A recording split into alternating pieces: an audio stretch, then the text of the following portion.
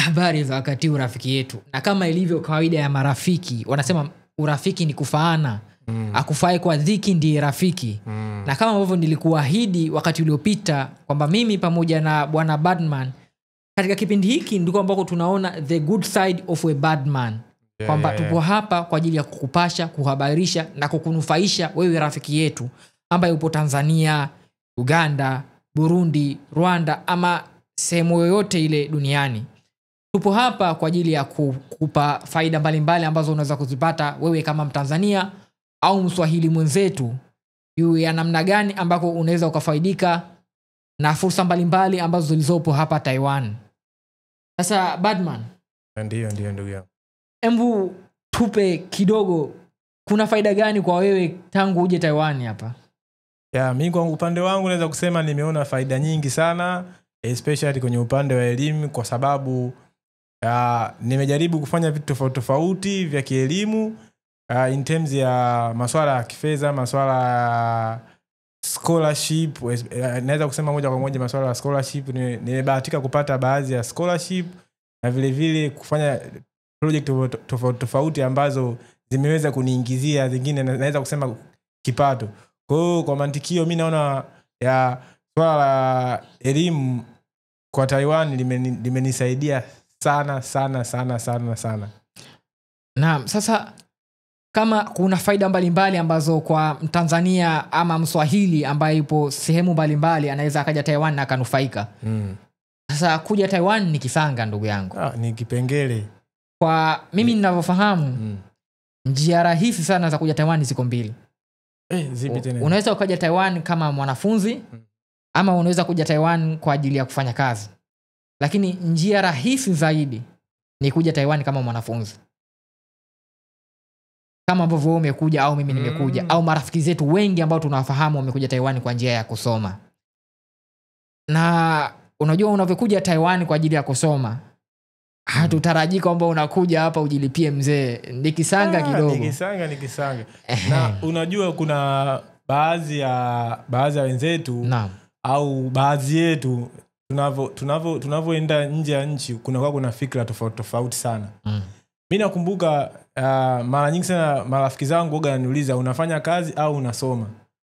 Na unakuta awali nishamwambia kwamba mimi nimekuja kwa ajili ya kusoma, lakini bado wanakuwa kama hawaelewi.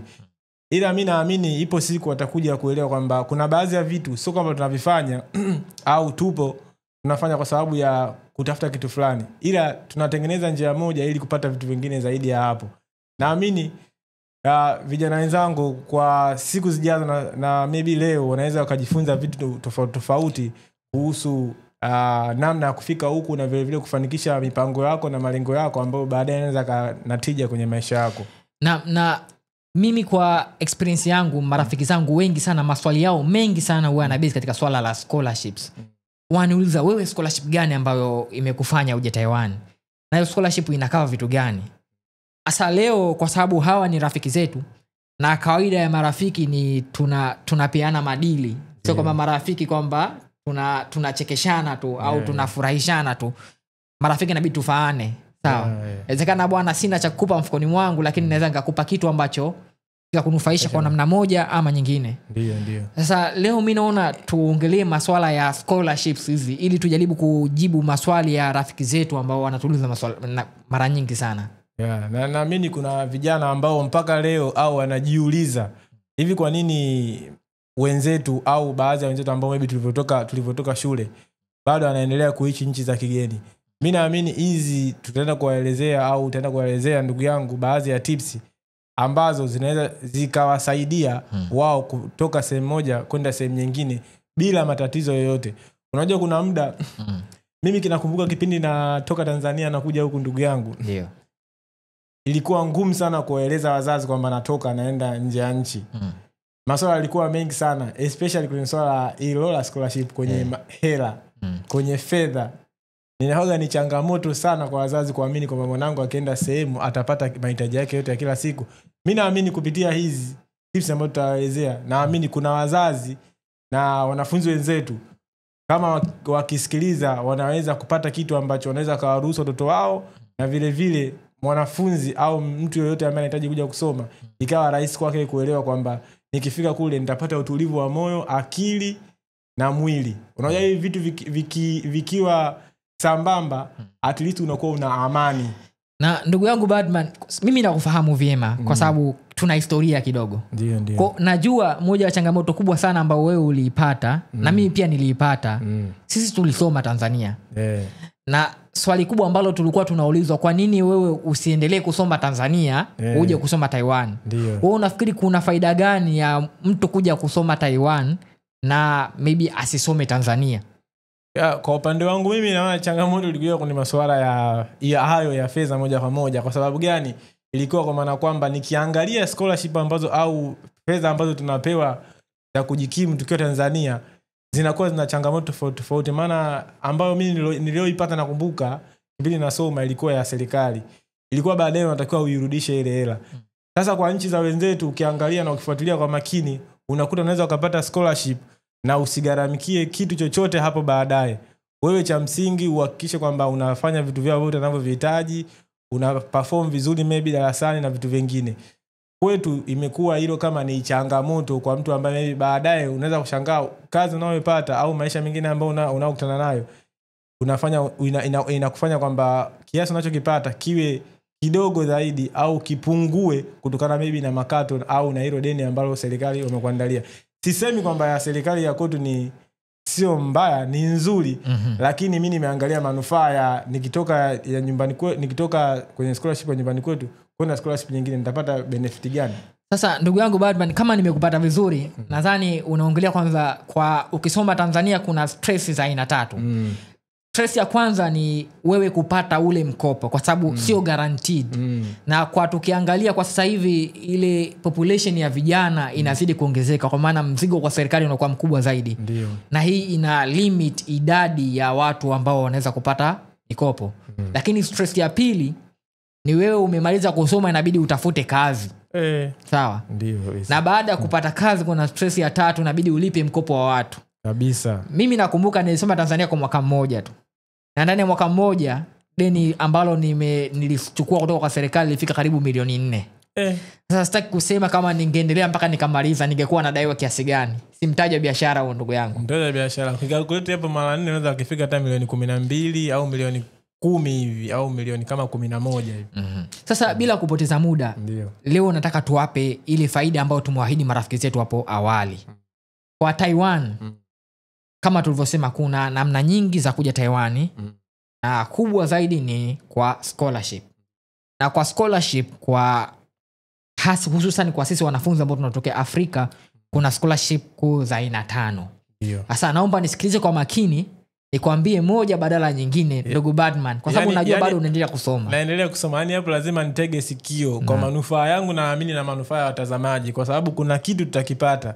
Na hata kama maybe naweza nikasimama on behalf ya watazamaji kuangalia vitu ambavyo maybe hivi vitu ambavyo vinanichanganya kichwani au ambavyo na stress navyo kuhusu haya masuala ya fedha, kwa sababu ni masuala sana ya msingi kwa mtu anayetarajia kuja kusoma nje ya nchi au anaenda kusoma maybe sehemu yoyote ambayo tofauti na nyumbani kwao. Anatakiwa maybe aangalie hivi vitu na hisi vinaweza vikamsaidia sana. Sasa kama nilivyosema kuna scholarship za aina 5. Scholarship ya kwanza kabisa ni scholarship ambayo inaitwa Taiwan ICDF scholarship.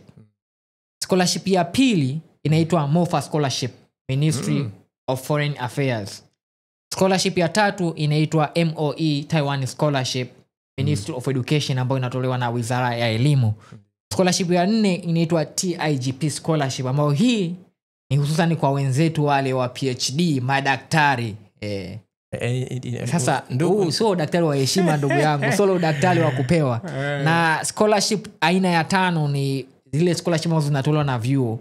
Sasa hapa zipo za aina nyingi kulingana na program husika za vyuo. Na hizi scholarship za vyuo kuna zile ambavyo chuo kinatoa as chuo au wakati mwingine chuo kinatoa kwa ushirikiano na taasisi fulani. Kama ile ambayo wewe ulisoma katika undergraduate.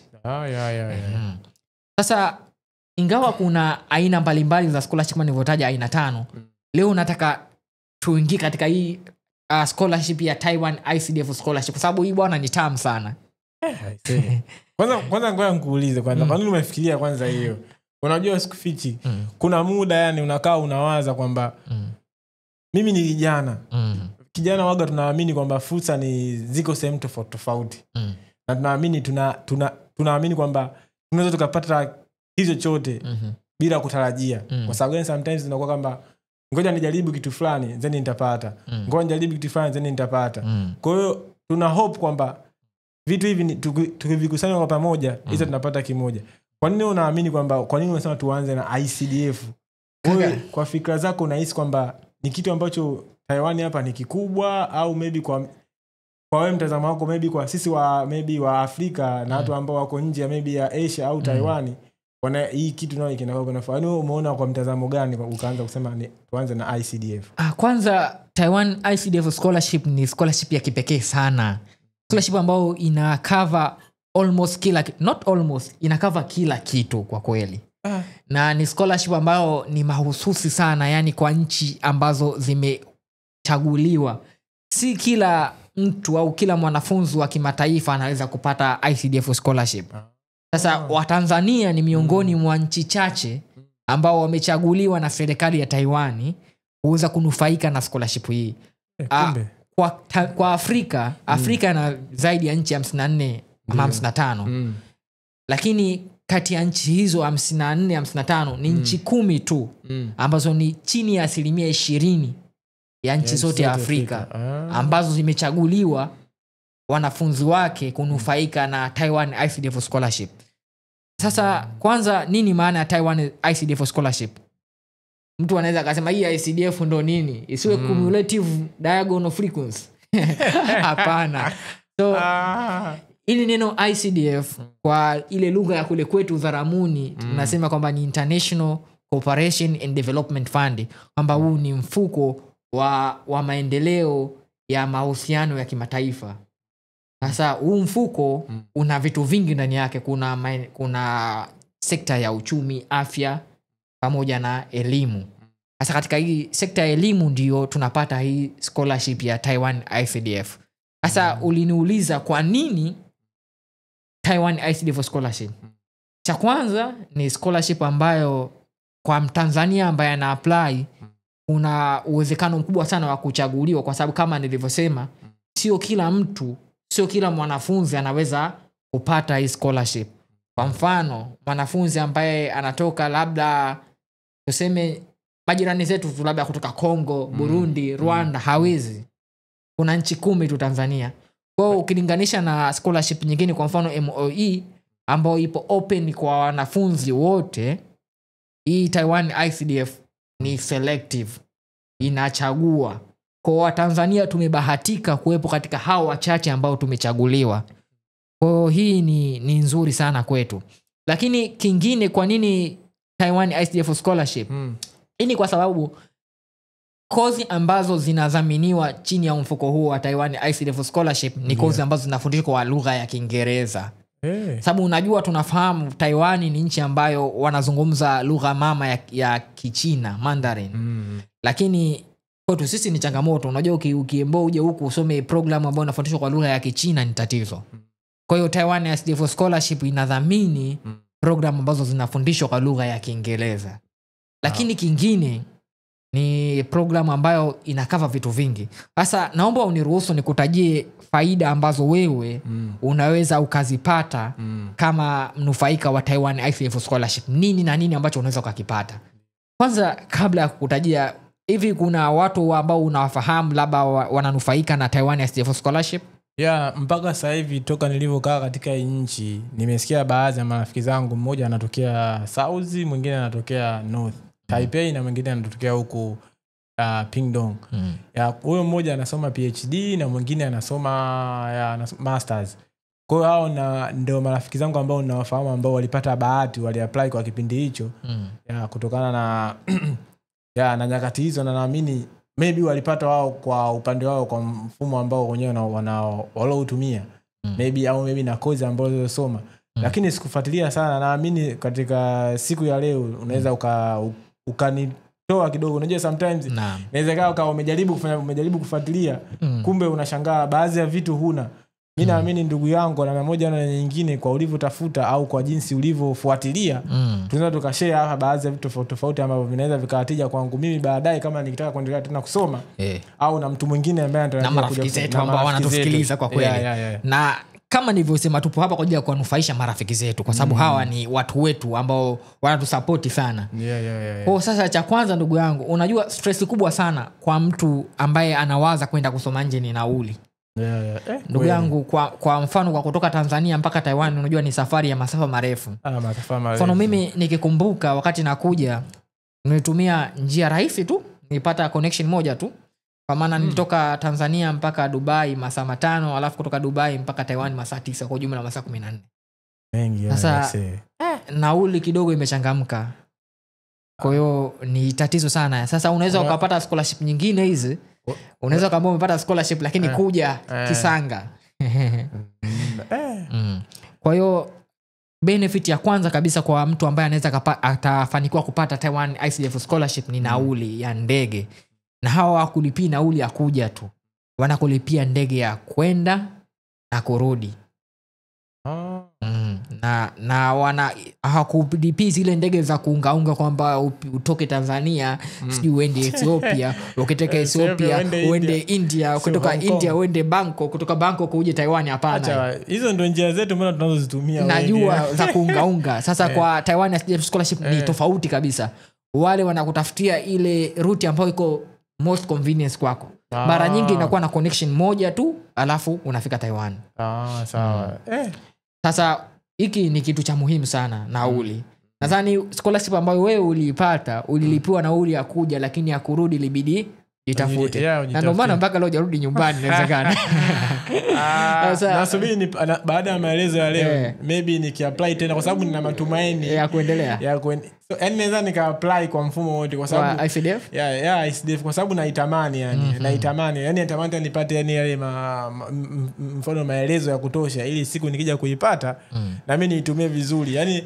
I wish kuitumia serikali ya Taiwan vizuri sana. Sasa bwana hao watakulipia economy class ticket go and return. Kingine bwana, swala la makazi. Unafika huku unafikia wapi? Kwa sababu kuna scholarship unaweza ukapata ndio bwana tumekulipia ada. Lakini unaishi wapi? Taiwan ni nchi ambayo kwa eneo ile land size ni ndogo lakini iko very populated. Ina watu takriban milioni 23 nadhani. Sasa na ubaya kwamba kwa mfano upande wa mashariki mwa Taiwan ile ardhi si rafiki sana kwa makazi. Kwa ingawa ardhi ya Taiwan kuwa ndogo lakini pia kuna baadhi ya maeneo si rafiki kwa makazi. Kwa hiyo unakuta maeneo ya magharibi ndio ambao yenye wakazi wengi. Kwa hiyo inafanya gharama za makazi kidogo kuwa juu kama hauna scholarship. Sasa kwa swala la Taiwan ICDF scholarship bwana, hii swala la makazi wanalikava kabisa. Wanalikava? Kwamba wanafunzi wote ambao wananufaika na Taiwan scholarship ya ICDF wanalipiwa student dormitories. Kwa kipindi chako chote ambacho utasoma Taiwan watakava gharama za wewe kuishi. Yaani kabisa full. Full. Yaani wewe njoo hapa na mizigo yako tukaka iweke ndani. Yaani uje na nguo zako, vitu vingine utavikuta huko. Utavikuta hapa. Wanasema chupa linaamka na chai hapa. Sasa ngoja nikikumbuka yaani nilipotoka huko mfano kama scholarship za kwetu bwana zina changamoto kwa sababu vitu kama hivyo kuna sidhani kama vinakuwa lile bumu unalopata pale umege chakula pale uende ukapange. Pale ukapange. Sasa hapa bwana utalipiwa kila kitu. Kwa cha kwanza utalipiwa nauli ya kwenda na kurudi. Cha pili utalipiwa makazi. Sasa kingine ndugu yangu swala la ada, tuition fee. Taiwan ICDF scholarship itakava tuition fee. Na program nyingi sana kwa sababu kwa quality education ambayo unaipata hapa ni kubwa. Na Taiwan ICDF scholarship inatoa scholarship kwa graduate program. Na ndugu yangu sitaki kukukumbusha kwa Tanzania graduate program ni gharama sana. Mtu anasoma masters PhD inabidi ujipate. Ndio maana mtu anaenda kumaliza PhD akiwa na miaka 40 50. Sasa ile tuition fee hapa wataikava yote kama iwe NTD 100,000. Ninavyosema NTD ndio pesa ya Taiwan. Wanaita New Taiwan Dollar. Sasa kwa mfano ikiwa NTD 100,000 watailipa, ikiwa NTD 50,000 watailipa, ikiwa yote. yani hapo hakuna kipengele uje nacho wewe. Kwa ile gharama ambayo itahitajika na chuo kama tuition fee ICDF scholarship wataikava. Lakini kingine kuna kitu kinaitwa credit fee. Credit fee tena? Sasa hii credit fee huwa inabadilika kulingana na semester. Ile tuition fee labda chuo kitasema labda kwamba sisi tuition fee yetu labda ni 30,000 NTD, New Taiwan dollar kwa kila semester. Unajua unaposema credit fee yani kuna muda kuna mtu maybe anachanganyikiwa, hata mwenyewe sometimes naoga na vuluo kwa sababu sijawahi ku experience kitu kama hicho credit fee. Sasa tunavyosema credit kwa sababu unavokuja kusoma kuna vigezo ambavyo ile department ambayo unaenda kusoma imeviweka. Masomo inabidi uyachukue. Sasa haya masomo yamewekwa katika unit ambazo tunaziita credit, ambazo zina uzito mbalimbali. Kwa kozi nyingi, kwa mujibu wa experience yangu ambayo nimekuwa nayo kwa Taiwan kwa zaidi ya miaka 5, masomo mengi unakuta hizo labda somo lenye masaa mawili linakuwa na credit 2 na somo ambalo lina masaa 3 linakuwa na credit 3. Naongelea masaa mawili kwa wiki au masaa 3 kwa wiki. Sasa kwa baadhi ya vyuo, sio vyuo vyote, baadhi ya vyuo hususan vile vyuo ambavyo tunaviita national universities, vyuo vikuu sana, vikubwa sana vya hadhi ya juu, huwa vina kitu wanakiita credit fee, kwa maana unalipia per hours. Kwa baadhi ya vyuo unakuta kwamba sasa unachagua masomo kwa sababu labda requirement ya department hii inakwambia kwamba mpaka una graduate inatakiwa ukamilishe labda kwa mfano master program labda unaambiwa labda credit 38 au 32. Kwa maana yake itabidi ulipie hizi credit 32 kwa kila semester ambayo utachukua. Kwa mfano katika credit 32, kwa mfano ni masters ambao labda ni miaka 2 mathalan. Tunaweza tukasema labda ile 32 kila semester unachukua credit 8. Kwa zile 8 inabidi uzilipie kila semester. Sasa kama umepata Taiwan ICDF scholarship, ondoa shaka kuhusu hilo. Watalipia kabisa. Yani watalipia ile credit fee. Ndugu mtazamaji, naamini kikitu maybe tukikipata au ndugu watazamaji wakikipata nahisi na natumaini utakuja tu na akili zako na wewe unatarajia yani natarajia baadaye ikitokea bahati, kwa sababu still bado naitamani kwa jinsi ilivyokaa ndugu yangu, mimi naweza kusema ni nzuri kabisa. Na kingine sasa, unajua afya ni muhimu. Na hasa kwa nchi zilizoendelea kama hizi, gharama za afya kidogo zipo juu. Sasa hamna kitu muhimu sana kama bima. Tunafahamu hata Tanzania sasa hivi swala la bima ni swala ambalo linapigiwa kelele sana. Sasa kwa Taiwan bima ni swala la muhimu sana. Unapofika hapa, kwanza ile miezi 6 ya mwanzo kuna kitu kinaitwa Foreign Student Health Insurance, FHI. Na baada ya miezi 6 kuishi Taiwan inabidi ubadilishe ile FHI kwenda National Health Insurance, NHI. Kama vile Tanzania tuna NHIF au wana NHI. Sasa kwa Taiwan kwa kila mwezi ile bima tunalipa zaidi ya New Taiwan dollar 875, ambazo hizo roughly ni zaidi ya 60,000.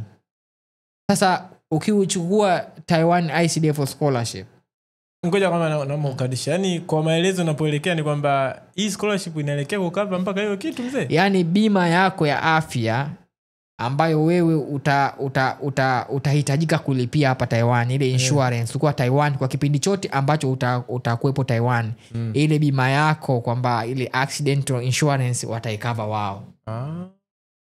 Kwa wewe bwana njoo usome. Sasa ngoja nikushtue ndugu yangu, hadi vitabu utalipiwa. Vitabu leo namaanisha, unajua mimi kimsingi ukiniambia vitabu nikitrace nyuma vitu ambavyo nilivyopitia, nakumbuka tu masuala ya account, kufungua vitabu. Sasa nazungumzia vitabu gani? Sasa ndugu yangu, unajua kufungua makabati. Unajua elimu ya juu ni elimu ambayo inahitaji sana references. Unavyosoma unabidi uwe na sehemu ya rejea, tunaita kitabu cha rejea. Sasa mara nyingi unavyosoma Taiwan, wale course instructors watakurecommend kwa maana kwamba kwa kozi hii inabidi uwe na kitabu hiki. Sasa kwa ICDF scholarship, pale ambako instructor amerecommend kwamba uwe na kitabu hiki, wewe kuna fomu unajaza ambayo director wa department ata-approve kwamba huyu anahitaji kitabu hiki asome. Wao bwana hawana baya wala hawana iana, watalipia. Hii jamani ndugu watazamaji, hii ni nzuri kuliko. Yaani nastaajabu na naendelea kustaajabu kuona vitu vizuri vinavyotolewa na hii. Imagine kwamba unalipiwa hadi kitabu. Sasa wewe umekuja hapa, si ndio? Umelipiwa nauli, umefika. Ukalipiwa gharama ya makazi kwa maana una sehemu ya kulala. Ukalipiwa ada ile tuition fee. Ukalipiwa credit fee kwa maana ya masomo. Lakini ukalipiwa vitabu kwa maana kwamba uhakika kwenda darasani vizuri na ile reference unayo kwamba unaweza ukasoma. Ukalipiwa bima kwa maana una uhakika wa afya yako inalindwa.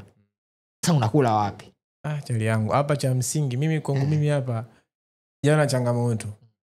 Ninachofikiria hapa naweza kusema kwamba kwa mfano ningekuwa kabla sijaja huku. Yaani ningekuwa na kitu kimoja ngeka kichwani. Ningesema hisia zangu naziacha nyumbani, nikija huku nakuja na hisia ambazo sasa bwana Batman, hizo hisia zako kwanza ziweke pembeni, bado sijamaliza. Baada ya hapo bwana pesa za kujikimu ni muhimu zaidi. Licha ya kwamba ukiwa Taiwan kama mwanafunzi unakuwa na ruhusa ya kufanya kazi, kwa maana unaweza uka-apply work permit baada ya kupata kibali cha kuishi ambacho tunakiita ARC, Alien Residence Certificate. Unaweza ukafanya kazi. Lakini mbali ya kufanya kazi ambako kisheria kwa mwanafunzi unaweza kufanya mpaka kufikia masaa 20 kwa wiki, sio lazima. Lakini kwa Taiwan ICDF scholarship wana inua mgongo ile stipendi ambao wanakupa kila mwezi. Sasa kama ukija kusoma masters, Taiwan ICDF scholarship watakuwa na kulipa NTD 18,000 kila mwezi. Kwa rate ya leo NTD moja sawa na shilingi 81. Kwa rate ya leo April 8, 2025, kwa rate ya leo NTD moja sawa na shilingi 81. Kwa 18,000 najua wenyewe watakalculate hapo. Na ukisoma PhD kila mwezi utapata ile pesa ya allowance ya 20,000. Hii inaingia moja kwa moja kwenye akaunti yako. 20,000 NTD ambao kwa Tanzania nadhani kwa rate ya leo tukikalculate inakuja ngapi? 1.6 million. Unapewa hizo zote, hazina makato, hazina chochote. Kila mwezi unajua kwa mara yani, mimi kama maybe naweza nika kuna kitu nafikiria. Ndio. Yani inaingia 20,000 kama 20,000 net. Yani hakuna makato. Inaingia NTD 20,000 cash.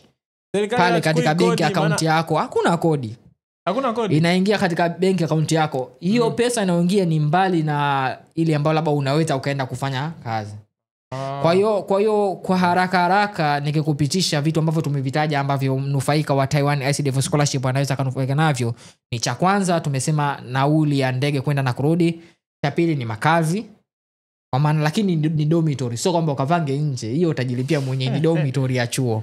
Ya tatu ni ile tuition fee. Ya nne ni credit fee na watakava. Ya tano ni bima insurance, accidental insurance. Ya sita watakava gharama za vitabu, book course. Na ya saba cha muhimu zaidi watakava allowance, ambayo hii allowance kwa mtu ambaye anasoma masters atapewa kiasi cha NTD 18,000 kwa mwezi. Na kwa mtu ambaye anasoma PhD atapewa kiasi cha NTD 20,000 kwa mwezi. Sasa ndugu yangu, baada ya kuonjesha kutamanisha hivi, lazima kwanza ufahamu, je, una vigezo? Vigezo mimi na ndugu zangu watazamaji, vigezo naamini tunavyo. Lakini ngoja tusikilize vigezo vyako ambavyo maybe umekuja navyo au unataka kutuelezea. Sasa kigezo cha kwanza kabisa, inatakiwa uwe raia wa nchi ambazo zimewekwa katika orodha ya nchi ambazo zinastahiki na zinakizi ile criteria ambayo imeanzishwa na serikali ya Taiwan kupatiwa ICDF scholarship. Na kama nilivyosema, ni nchi chache sana ambazo zimechaguliwa, na kwa Afrika ni nchi 10 tu, zikiwemo Somaliland, South Africa, Senegal, Tanzania, Uganda na nyinginezo. Kwa hiyo Tanzania ni mojawapo ya nchi 10 tu za Afrika, chini ya 20% ya nchi zote zilizopo Afrika ambazo zimechaguliwa. Kwa hiyo kigezo cha kwanza, na tunawafahamu hapo wa Tanzania ambao wamepata. Kwa hiyo kigezo cha kwanza, ndugu yangu Mtanzania, wewe moja kwa moja umekizi kigezo hichi. Lakini cha kwanza, kwa maana usiwi raia wa Taiwan. Kwa Tanzania sisi hatuna sheria ya uraia pacha. Kwa kama wewe ni raia wa Tanzania, automatically wewe sio raia wa Taiwan.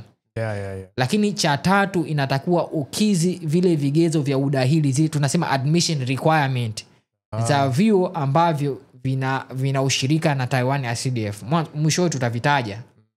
Kwa hiyo ukikizi vile vigezo vya admission, kwa mfano wewe unataka kuapply PhD, maana yake inatakiwa uwe na masters. Unataka kuapply masters, maana yake inatakiwa uwe na bachelor. Na vigezo vinginevyo. Lakini pia kingine inatakiwa uwe na vigezo vitakavyokuwezesha wewe kupata visa, resident visa, baada ya kupata admission.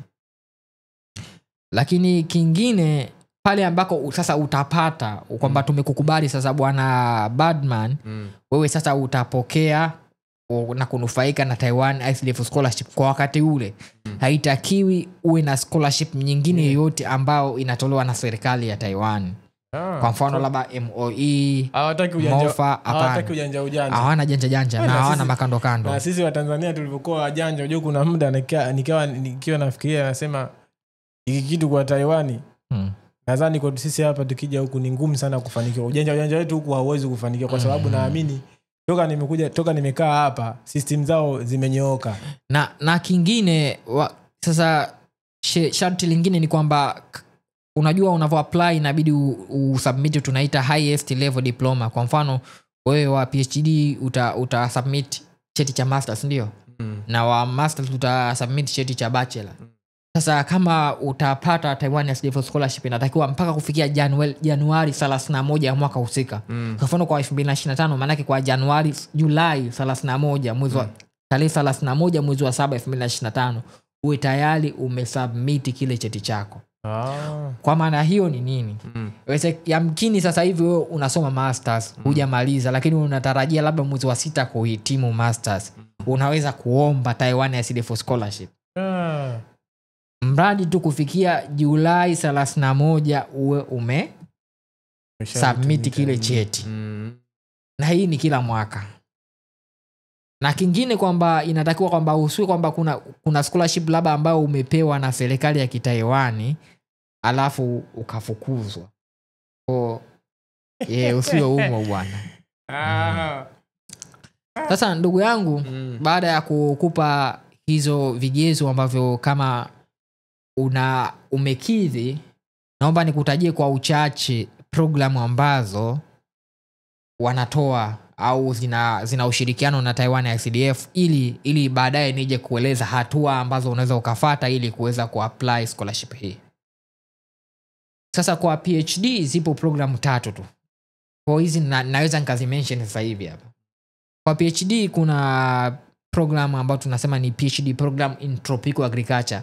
Huko ndugu zetu wale wa SUA umetoka kupiga hapo masuala ya agriculture masters, unaweza ukaja kusoma Taiwan na kupata ICDF scholarship ambayo itakava kila kitu. Na hii program inatolewa na chuo kimoja kinaitwa National Pingtung University of Science and Technology. Actually hiki ndio chuo kikubwa kwa area kwa Taiwan. Ni kikubwa sana. Nishawahi kukitembelea hiki chuo bwana, kutoka darasa moja jengo moja kwenda lingine hapana daladala. Kuna mabasi ndani ile campus. Na programu ya pili inaitwa PhD program in international health. Wale wenzetu ambao wako pale MUHAS itawafaa kabisa. Inawafaa. Hii sasa inatolewa na chuo kimoja kinaitwa National Yang Ming Chiao Tung University NYCU. Na programu ya tatu inaitwa PhD program in global health and health security, ambayo hii inatolewa na chuo kinachoitwa Taipei Medical University. Kwa wasiofahamu, Taipei ndio mji mkuu wa Taiwan. Na mji ambao unapilika sana, ndio kama Dar es Salaam yao. Ndio ushuani. Sasa kwa master sasa hapa ndo kuna program bwerere. Kuna program zaidi ya 29 katika vyuo mbalimbali Taiwan kwa nyanja mbalimbali, kwa swala ya tourism and hospitality, masuala ya international health, masuala ya health administration, masuala ya MBA, business administration, economics, information systems na vingine vingi, natural hazard mitigation. Kwa zipo program nyingi sana ambazo zinatolewa kwa level ya masters zaidi ya 29. Baadaye tutashare link ambayo unaweza ukaklik alafu ukaona list ya zile program kwa marafiki zetu ambao wanatusikiliza. Sasa naomba tumalizie kwa sababu muda pia sio rafiki na tuna vingi sana vya kuambia marafiki zetu. Naomba tuwaambie hatua gani wanaweza wakafuata kuweza kuapply scholarship hii. Sasa cha kwanza kabisa, wewe ambaye unataka kuapply either masters program au PhD program, kwa sababu kwa Taiwan ICDF scholarship hawatoi bachelor. Wanatoa zile program 3 ambazo nimezimention za PhD na program za masters ambazo ziko zaidi ya 29 katika vyuo mbalimbali. Kwa cha kwanza inatakiwa ufungue account kupitia Taiwan ICDF website, ambayo website hiyo tutaionyesha katika screen hapa. Lakini jambo la pili, lazima uwasiliane na ubalozi ambao utatumia kuomba. Sasa kwa Taiwan, unajua Taiwan ni nchi ambayo haina uhusiano wa kidiplomasia na nchi nyingi sana. Kwa Afrika nafahamu ni nchi 2 tu ambazo zina uhusiano wa kidiplomasia na Taiwan, kama sio 3. Maana ya South Africa na Somaliland. Ingawa pia wana uhusiano karibu sana na Eswatini. Sasa kwa Mtanzania, maana kwa ile list ambayo ICDF wametoa mwaka huu, kwa Mtanzania ambaye anataka kuapply ICDF scholarship inatakiwa atumie ubalozi wa Tanzania uliopo Somaliland. Na hii haimaanishi inatakiwa uende pale, hapana. Wewe utaapply, dokumenti zako utazituma pale. Baadaye nitadadavua vizuri. Kwa hiyo utawasiliana nayo. Wakati huo pia utaanza application na chuo ambacho unataka kwenda. Sasa hapa kuna la kuzingatia, sio chuo chochote tu. Ni vile vyuo ambavyo vimekuwa mentioned na Taiwan ICDF scholarship, ambavyo kama nilivyosema kuna program 3 za PhD na program 29 za masters. Kwa hiyo sasa hapa ndugu yangu inatakiwa uwe makini sana katika kuchagua program ambayo unaenda kuisoma. Kwa sababu ICDF hauwezi ukaomba program zaidi ya moja. Kwa hiyo inabidi uchague program moja tu. Kwa hiyo inabidi utulize akili na kuchagua kwa umakini mno, kwamba mimi nataka labda nikasome Global Health, mimi nataka nikasome International MBA program. Kwa sababu ni program moja, chuo kimoja kwa mwaka husika. Na haitoi room ya mtu kubadilisha endapo ukiwa umekosea. Hapana, kwa ndo maana nasema hapa inabidi sasa uwe makini sana katika kufanya application. Chuo kimoja, program moja kwa mwaka husika. Labda kama mwaka huu umeomba alafu ukasema labda ukaghairi au hukupata, mwakani unaweza ukafungua application nyingine na program nyingine, chuo kingine, hiyo ruhusa. Lakini kwa mwaka husika ni program moja kwa chuo kimoja. Kwa hapo inabidi utulize akili sana katika kuchagua. Hakikisha kwamba program unayochagua ndio program ambayo unaitaka. Kwa baada ya hapo, ukishamaliza kufanya application katika kile chuo, na kila chuo kina procedure zake za kufanya application, baadaye nadhani katika vipindi vijavyo tutawajulisha marafiki zetu namna ya kufanya application katika vyuo vya Taiwan.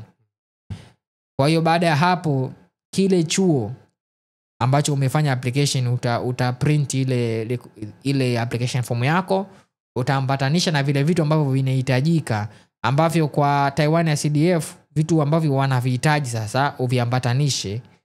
Ya kwanza ni photocopy ya passport yako. Kwa hakikisha kwamba wakati unafanya application ya Taiwan ICDF scholarship wewe tayari una passport. Lakini kingine photocopy ya vyeti vyako. Kwa maana kama wewe unaomba masters uwe na cheti chako cha bachelor. Na kama unaomba PhD uwe na cheti cha masters.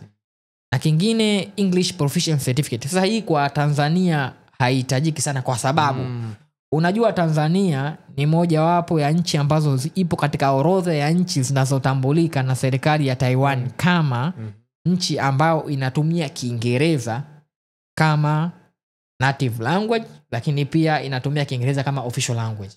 Kwa Tanzania tunabahati we are exempted. Hatulazimishi kuwasilisha cheti cha English Proficiency.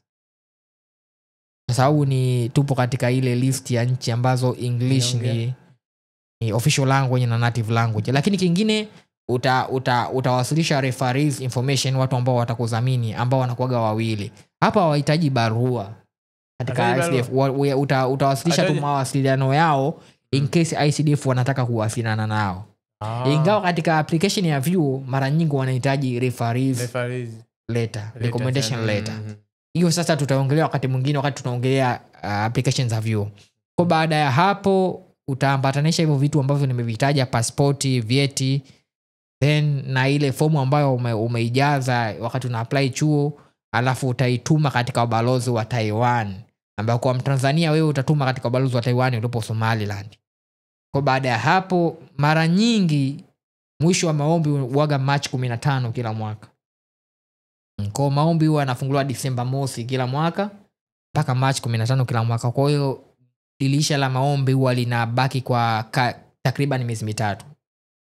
Kwa baada ya hapo kile chuo ambacho umeapply watawasiliana na ICDF. Kwa kama umepata watakurecommend kwa ICDF. Baada ya hapo kutakuwa na joint recruitment committee ya ICDF na kile chuo. Kwa bwana Badman tukiangalia viti vyake viko vizuri sana. Naamini katika wakati nitakuwa good man. Utakuwa good man wakati huo. Wataona the good side of a bad man. Kwa viti vyake viko vizuri. Vile vyote ambavyo tumemhitaji ameambatanisha. Bwana huyu anastahiki. Kwa kama anastahiki, ile listi ya watu ambao wamepata huwa inatolewa, huwa haizidi Juni 10 ya kila mwaka. Kwa baada hapo sasa ukishapata watawasiliana na wewe, utapokea email bwana umepata na barua, alafu zile process nyingine zote zitaendelea kwa maana sasa hapa sasa leo tutatumiwa labda tiketi na vitu vingine. Sasa nadhani nimekava kila kitu, au una swali lolote bwana Badman? Mi maswali hapo kusema kweli mimi hapo kama sioni swali lolote, kwa sababu umejaribu kuelezea hatua kwa hatua kuanzia mwanzo mpaka mwisho. Ndio ambapo utapata hiki kitu na vile vile utaelekezwa namna gani ya kufika sehemu husika. Na maybe naweza nikasema kwamba unajua sometimes hizi ni nchi za kigeni bwana. Unajua ukisafiri hivi unakuwa kama vile hauelewi na hata mtazamaji ana kitu anacho. Hii scholarship inakufanikisha kwamba mfano ukitoka airport au ni ile ni kwamba wanaamini kwamba wewe ni mkubwa. Unajua sometimes ukienda sehemu hivi sio lazima mpaka kuzingatia kuanzia mwanzo mpaka mwisho. Sasa nakupata. Unajua vyuo vingi sana vya Taiwan na vina vitu vinaitwa international study buddies, you know. So mara nyingi wakati unakuja Taiwan utakuwa unawasiliana na chuo chako na watakusaidia pale ambako unahitaji msaada. Lakini pia hapa Tanzania tuna jumuiya wa Tanzania tuishio Taiwan. Na ni jumuiya ambayo sasa inakuwa. Unajua miaka ya nyuma kidogo walikuwa wachache. Sisi pia tumekuja, tumeona sasa hivi tupo kwa takriban miaka 5 sasa hapa Taiwan. Tumeona jumuiya wa Tanzania waishio Taiwan inavyoongezeka. Kwa sasa takriban kila mkoa una Mtanzania. Kwa hiyo pia mtu ambaye anataka kuja anaweza pia akawasiliana na Authentic Swahilians pia tukamuunganisha katika jumuiya wa Tanzania waishio Taiwan. Na kama anahitaji msaada wa kupokelewa anapokuja Taiwan, nadhani sio swala ambalo linashindikana. Na mara nyingi Mtanzania anapokuja huwa anashukia katika uwanja wa ndege ambao unapatikana Taoyuan. Kwa hiyo pia kule kwa wapo wa Tanzania wengi. Sasa kuna vitu vidogo sana nadhani mtazamaji wetu na rafiki yetu wanaweza kawa na maswali yao. Cha kwanza, je, labda kuna age limit kwa Taiwan na CDF scholarship? Ndugu yangu, hata kama una miaka 70 unaruhusiwa, hakuna age limit. Kwa hakuna age limit, hakuna labda limitation ya gender labda kwa labda wanawake au wanaume, wasichana kwa wavulana, hakuna. Lakini pia hakuna malipo yoyote ambayo inatakiwa ulipie katika kuapply Taiwan SDF scholarship. Kwa asikudanganye yeyote kwamba bwana nilipe ili kuweza kuapply Taiwan SDF scholarship. Labda gharama pekee ambayo unaweza ukakutana nayo ni wakati wa kutuma dokumenti zako. Na sasa hapa pia kwa faida ya wasikilizaji wetu na watazamaji wetu, ndio kwamba kwa Tanzania mara nyingi huwa tunatuma dokumenti zetu kupitia DHL. Mimi nakumbuka kwa mimi ni wakati natuma dokumenti zangu wakati na apply scholarship ya kuja Taiwan, nilituma dokumenti zangu kupitia ofisi ya DHL ilipo Mikocheni pale. Lakini najua wana ofisi yao pia Posta pale, mtaa Ohio. Wapo kila kona. Kwa unaweza kutumia DHL kutuma dokumenti zako, na hiyo ndio gharama pekee ambayo inaweza ikakukumba wewe lakini hakuna gharama ambao wewe inabidi uilipe labda serikali ya Taiwan wakati una apply scholarship. Lakini kingine ndugu yangu, kama umeapply scholarship hauwezi ukachange programu yako mpaka una graduate. Sasa na kingine mtu anaweza kauliza, je, ninavyochukua hii program, je, baada ya kuhitimu naweza nikafanya kazi Taiwan au ndo kwamba bwana usoma urudi kwenu? Hapana. Ukipata Taiwan State Scholarship na scholarship nyingi sana za Taiwan. Unajua Taiwan ni nchi ambayo ina encourage sana wanafunzi wa kigeni kuendelea kubaki Taiwan na kufanya kazi. Kwa sababu pia fursa za kazi zipo. Kwa unaweza ukaja ukasoma Taiwan, baada ya kugraduate ukatafuta fursa za kazi, kwa sababu pia tunafahamu tatizo la ajira pia nchini mwetu pia ni tatizo ambalo ni kubwa kidogo kulingana, ukiangalia kwamba population ya vijana ni kubwa. Kwa hiyo uenda ukaja huku pia ukasoma, alafu pia ukaangalia fursa pia za ajira baada ya kumaliza. Kwa hiyo unaruhusiwa baada ya kumaliza kusoma ukaangalia fursa za ajira pia unaruhusiwa. Ya, kwa ninavyokumbuka kuna baadhi ya ndugu zetu, kuna wengine ambao wanafanya kazi kutokana na kupata elimu huko Taiwan. Hisi kitu ni kirahisi sana. Kwa marafiki zetu maybe au watu wanaotarajia kuja huko Taiwan. Hiki kitu nacho cha kuzingatia sana. Sio kwamba unakuja huko kwa ajili ya vitu, unaweza kupata vitu vingine zaidi ya hivyo. Na ule ambapo ulivyokuja navyo. Kama kwa mfumo wa kusoma ukimaliza hapa unaweza ukapata ajira. Mfano kama kuna ajira, mara nyingi sana ndugu zangu wengi naona au marafiki zangu wanapata hizi shughuli za kufundisha, wengine kufanya kazi kwenye makampuni tofauti tofauti ambayo ni ya international. Zipo. Unajua Taiwan ni nchi ambayo ipo vizuri sana katika masuala ya teknolojia. Kwa hiyo ni nchi ambayo inaongoza katika masuala ya manufacture semiconductors, lakini pia manufacturing industry. Kuna watu wanaosoma engineering, zipo fursa nyingi sana. Lakini kama ulivyosema masuala ya kufundisha, watu wengi baada ya kusoma pia wanafanya shughuli za na shughuli nyingine mbalimbali ambazo ndugu zetu wanaweza kunufaika nazo. Sasa ndugu yangu, tusimwage mchele wote, kwa sababu hawa ndugu zetu na tupo nao bega kwa bega mpaka kuhakikisha wana information zote, na sio information sahihi, kwa sababu kama wanavyosema kwamba information is power. Kwa hiyo inabidi tuwape hiyo power ili ibaki mikononi mwao wao kuamua kuitumia hiyo power kufanya maamuzi ambao wanafikiri ni sahihi. Kwa hiyo tuahidi tu tutaendelea kupashana, na nadhani wiki ijayo hebu tuagusie ile scholarship ya MOE scholarship, kwa sababu naona ni nzuri ile. Naona ni nzuri. Alafu hapo wengi unajua nadhani MOE scholarship ndio Watanzania wengi sana pia wamepata. Na huaga inachukua watu wengi sana tofauti na hii ICDF. Ile tunaweza tukaita zoa hiyo. Zoa. Kwa basi ndugu zangu, nadhani katika kipindi kijacho tutaangazia sana Taiwan MOE scholarship, Ministry of Education scholarship. Basi tuwe pamoja. Kama una maswali, mawazo, maboresho, mapendekezo, unaweza kutuambia hapo chini katika comment, ama kutufikia katika page zetu za Instagram, Facebook, YouTube, katika kama Authentic Swahili. Karibu sana katika kipindi kijacho. Bye bye.